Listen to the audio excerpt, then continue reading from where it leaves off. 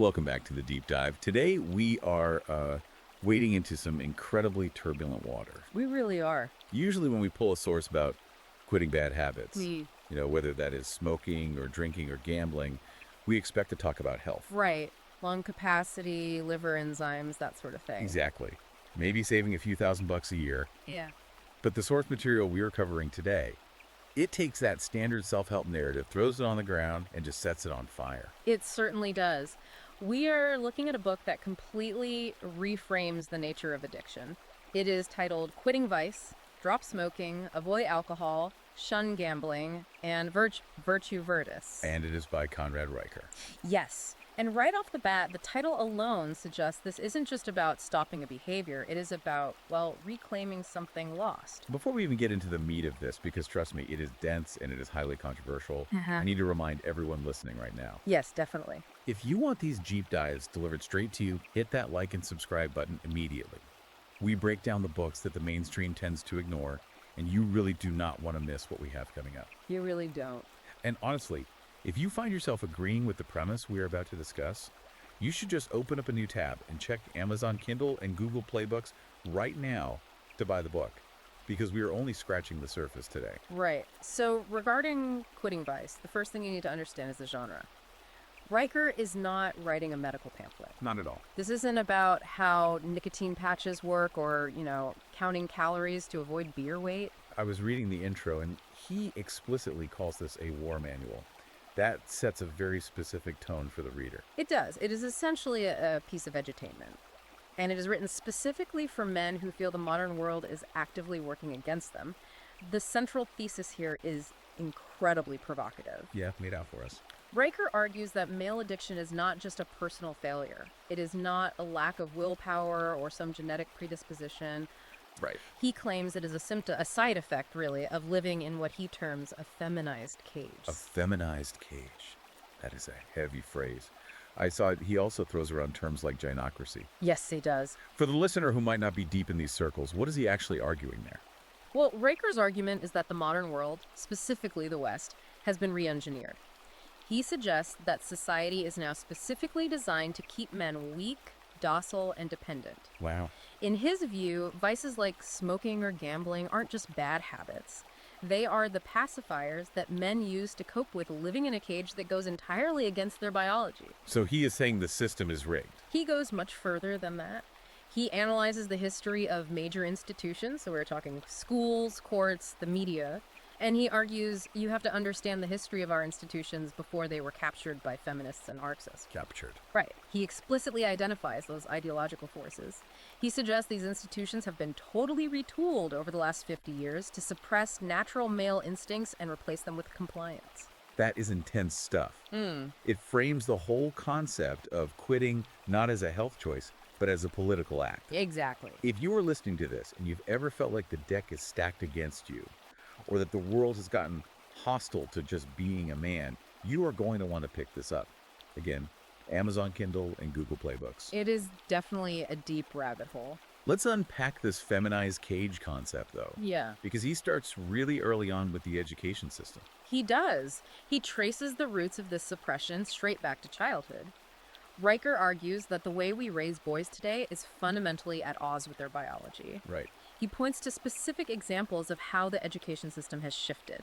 He brings up a wild case study regarding preschools in Sweden. Oh, I marked this section. The language policy, right? Yes. He highlights preschools that have banned the words boy and girl entirely. They favor gender-neutral terms like friends or kiddos. Totally erasing the distinction. Exactly. But it wasn't just the words. They physically removed gendered toys. No trucks, no soldiers, no dolls. The goal, according to Riker, is to socially engineer children to believe that biological differences just don't exist. And Riker's take is that you cannot build strong men if you are telling them their instincts are wrong before they can even read. Precisely. But he brings it closer to the American experience, too. He discusses a school in Massachusetts that made headlines for replacing recess with mindfulness circles. They got rid of recess, like running around, playing tag, throwing balls. Gone. Riker argues that traditional recess, which he calls warrior training, is absolutely essential. Oh, I like that term, warrior training. Right.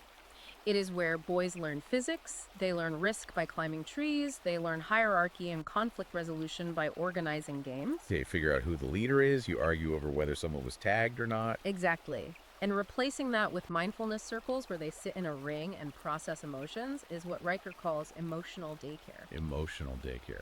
He argues this trains boys to be compliant subjects who suppress their energy, rather than strong men who know how to channel it. It is that idea that natural boy behavior, being loud, being rough, taking risks, is now treated like a pathology. Yes. Like if you act like a boy, you get sent to the nurse or the counselor for medication. That is the absolute core of his institutional capture theory regarding education. He believes this system creates an entire generation of men who are ashamed of their masculinity. They don't assert themselves. They just obey rules. And then what happens? Well, when they grow up, that suppression manifests as deep-seated anxiety. And what do they do to treat that anxiety? They turn to vice. So the smoking or the drinking isn't the root problem. It's the medication for the problem. Right. Now, moving from childhood to adulthood, he has a section that I found genuinely disturbing. He calls it the Fogel effect. Yes. I am assuming he is referencing Jared Fogle, the subway guy. He is. And it is a dark but really fascinating analysis. Now, Riker obviously calls Fogel a monster. He is not defending him at all. But he argues that Fogel's crimes have been weaponized by the system to dismantle any space where men gather. Weaponized how? Exactly. He tells this story about a chess club in Michigan. This was an all-boys chess club. And we are not talking about a rowdy biker gang here. We are talking about kids learning the Sicilian defense. Right. Just playing chess. And it was shut down Why would anyone shut down a kids' chess club? because a suburban mother complained to the school district. She didn't claim any actual abuse happened. She cited the Fogel effect, arguing that all boy groups create spaces where abuse can happen. You're kidding. The mere existence of men or boys gathering without female supervision was flagged as a potential threat. That sounds like Minority Report. Just total pre-crime. Riker argues that guilt by association is now the absolute standard for men. He contrasts this with a girls' yoga club in the exact same district that meets in a dark gym with no supervision and nobody bats an eye. It is massive double standard. I think he quoted a feminist legal theorist here, Catherine McKinnon. Yes. He cites her work to explain the ideology behind this. McKinnon has argued that male desire is structurally violent. Structurally violent? Right. And Riker claims this viewpoint has completely seeped into policy, meaning the system treats every single man like he is one bad day away from being a predator. And the result, according to the book, is isolation. Men just stop gathering. They stop forming what Riker calls iron brotherhoods. They are terrified of being labeled or accused of something, and when you isolate a man, you remove his support network. Yeah. You leave him alone in his house with his thoughts, and that is exactly when the vice creeps in. So you have schools suppressing boys, and you have culture demonizing male spaces. But then he pivots to the legal system, and this is where it gets incredibly concrete. He calls it the legal and economic trap. This segment focuses heavily on how the justice system punishes what Riker considers traditional male virtues, specifically the instinct to protect and to provide. The story that really stuck out to me here was the James Beard case in Texas. Yeah. Can you walk us through that? Because it sounded like a total nightmare scenario. It is a harrowing account. Beard was a mechanic living in a quiet suburb. One night, he hears a noise in his garage. He goes out, armed, and finds a man trying to steal his tools. The intruder lunges at him, and Beard shoots. See, in Texas, you would think there's an open and shut self-defense case. You really would think so. But Beard ended up sitting in jail for 18 months before the charges were eventually dropped. He lost his job, he lost his savings, and his reputation was ruined. That is insane. Riker uses this to illustrate his point that the system actively punishes protectors. He discusses this concept of the reasonable woman standard in court. I have heard of the reasonable man standard in law. What is the reasonable woman standard? It is a shift in legal interpretation. Actions are judged not by tactical necessity or rational defense, but by whether they would cause fear in an average woman. Oh, wow. Riker argues this feminizes the law entirely. If a man acts with necessary aggression to neutralize a threat, but that aggression looks scary to a female juror or a female judge, he is penalized for it. So if you act like a warrior, you go to jail. If you act like a victim, you get sympathy. That is exactly his assessment.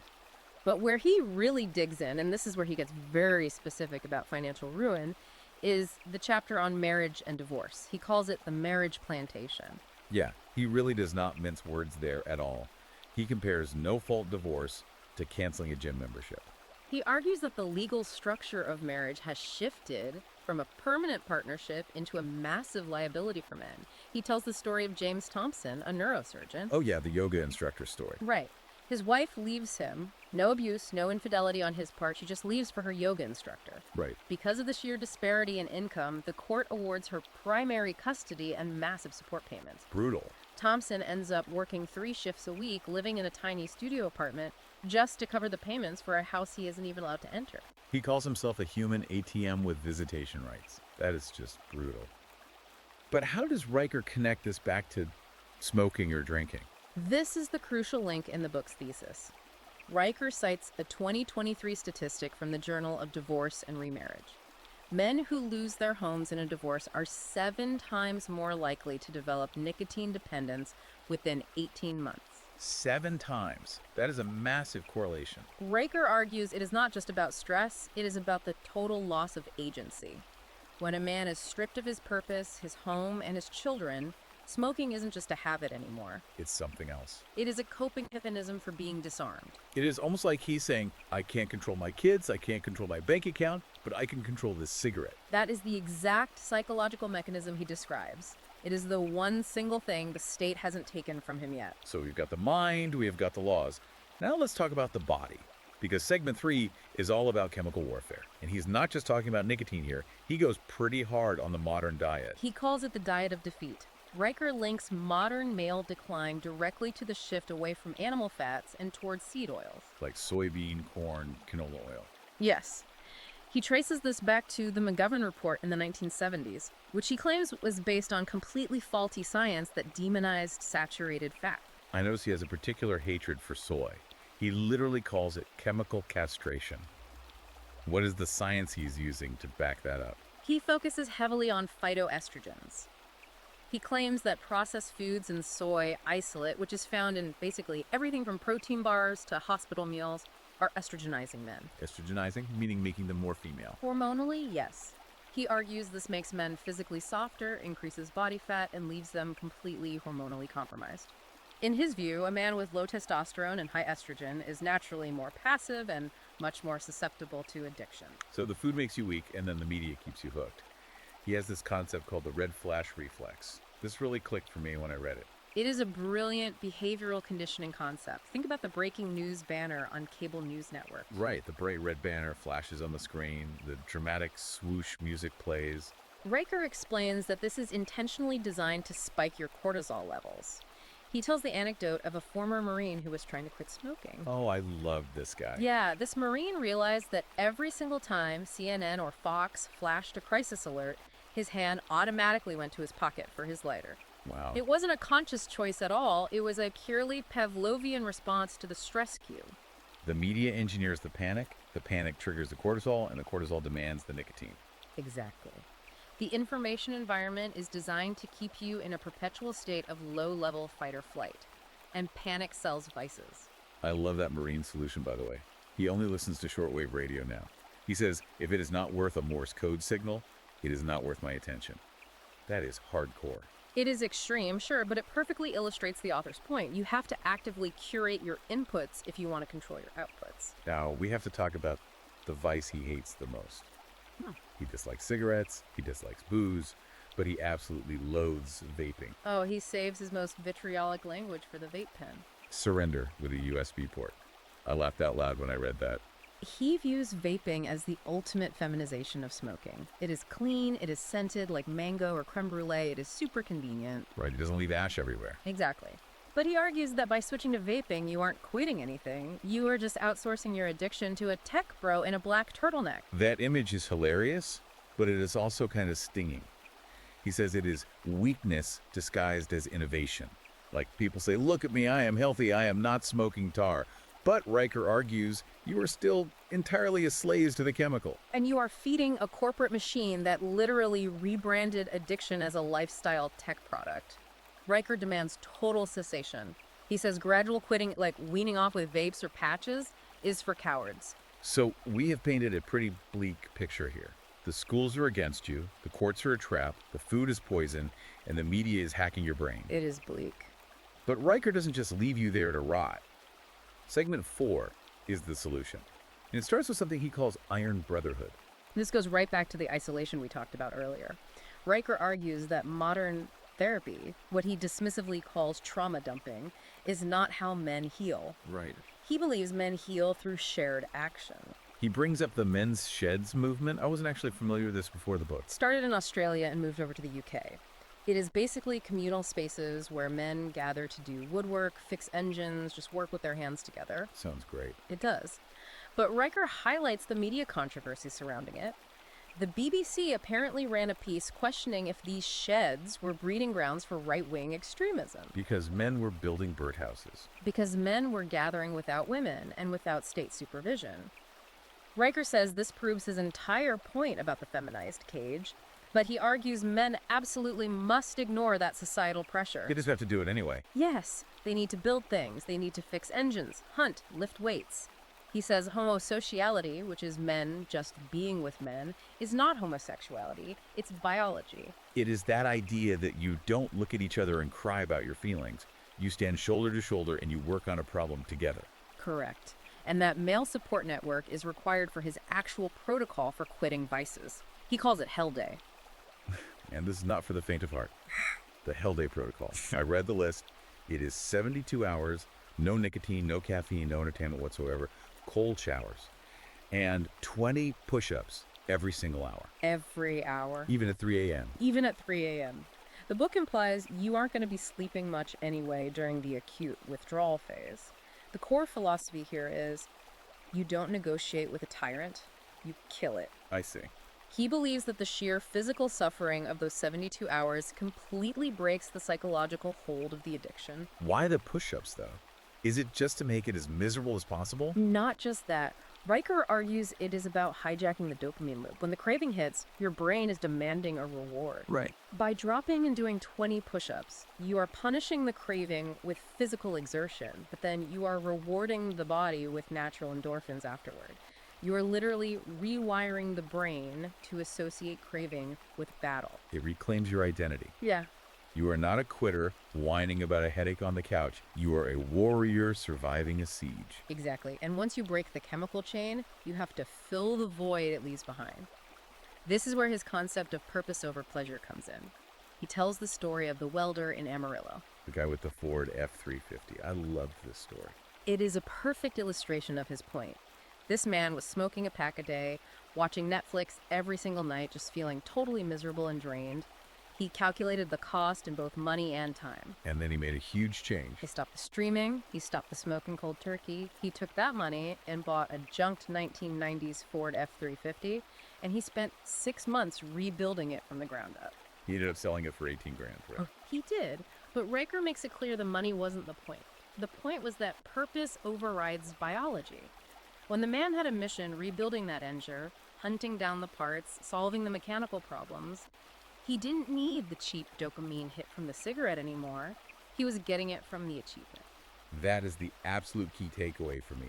If you just take away the vice, you have a massive hole in your life. You have to fill it with something heavy, something real. Exactly. A man without a mission is just a man waiting to be addicted to something else. So we are coming to the end here, and Riker wraps the whole book up with a mental exercise he calls tombstone visualization. It is a very stoic exercise. He asks the reader to mentally write their own eulogy, but not the fake one where everyone says you were a nice guy, the real one, based entirely on your current trajectory. Like, here lies a man who spent 40 years watching TV and smoking in his garage. Ouch. Yeah. Yeah, that hits hard. It really does. He challenges the listener. Will you honor the ancestors who survived ice ages, saber-toothed tigers, and global wars just so you could exist? Or will you die what he calls a beta male with a nicotine AV drip?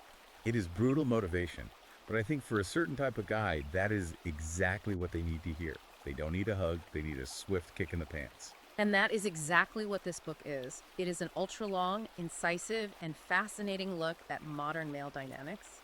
Whether you smoke or not, the analysis of the captured institutions and the detailed history of how we got here is worth the price of admission alone. I agree completely. So if you are listening to this and you are nodding your head right now, or even if you are getting angry but you want to understand the argument, you need to read the full battle plan. Go to Amazon Kindle or Google Playbooks right now and buy Quitting Vice by Conrad Riker. We have only scratched the surface of the history he covers. There is so much more in the text about the specific laws, the total breakdown of the family courts, and the biological mechanics of addiction. And if you want the really uncensored stuff, the stuff that probably cannot even go in the book because it's too hot for Amazon, you need to follow the author directly. Definitely. Go to Substack and follow at Conrad and Riker. Do it right now before the genocracy bans him. He definitely seems like the exact type of voice that major platforms try to suppress, so getting on his direct list is probably a smart move. Absolutely. So here is the final thought to leave you with today. We talked about health, we talked about money, and we talked about the courts. But Riker poses a much bigger question for you to chew on. Right. If the entire system, the media, the corporations, the government, is designed to keep you weak, addicted, and profitable, is staying sober actually the ultimate act of political rebellion? It is a powerful idea. Sobriety as sovereignty. Think about that the next time you reach for the lighter. That is it for this deep dive. Don't forget to hit like, subscribe, and stay sovereign out there. We will see you next time.